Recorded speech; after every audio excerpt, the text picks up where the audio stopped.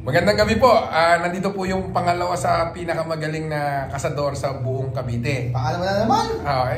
Hindi ka pa, yung isa pitman na.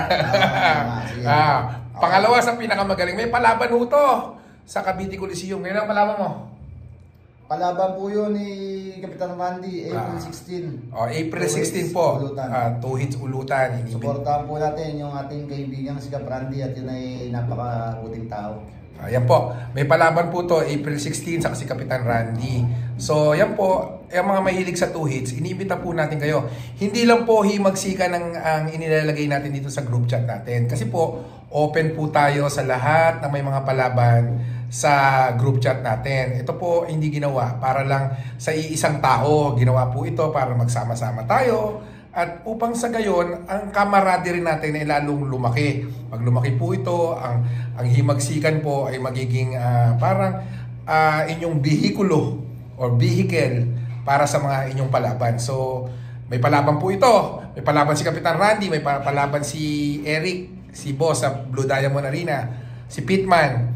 May palaban po si Jomag, may palaban din po si Talia. So, gumagawa po tayo ng trend na para sa reservation. Masanay na po kayo sa reservation kasi ang reservation po ay magbibigay sa inyo ng susi para dire-diretso na po kayo papasok sa sabungan. Hindi na po kayo pipila.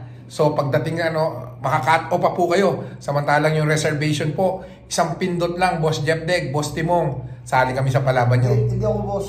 Oo nga pala, hindi daw siya boss. Ano ka? Timong lang, Timong. Konsihal Timong. Ayan. Simpleng mamamayan. Boss lang. Hindi yun rin po ako, boss. Dahil ako'y utusan nyo.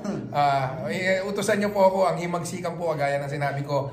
Kayo ang boss ko. Si Timong, konsihal ng Rosario. Nagpahinga po ito ng napakahabang panahon nung pagbalik.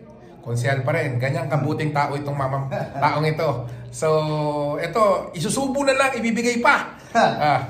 Ganyang kagaling itong taon to. So, supportahan po natin ang palaban niya. Palaban ni Jomag, palaban ni Paring Eric, palaban ni Talia. So, sa himagsikan, group chat po, hindi po kami ang bida, kundi ang laging sinasabi ko, ang palaging bida po rito ay ang Masang Sabongero, Blue Diamond Arena, himagsikan, iisa po. Kami po ay nagkakaisa upang sa ganon, ang aming primary na layunin is mapagkaisa ang buong Sabongero dito sa probinsya ng Cavite. Mula po rito sa lalawigan ng Kawit, ito po si Jepdeg at ang pangalawang pinakamagaling na kasador. Ano pangalan mo? Konsihal Timong. Norlito Bumalayo at si Reynaldo de Guzman po. Ang nagsasabi sa inyo, isang magandang gabi po at mapapalang himagsikan. Maraming salamat po. Salamat po.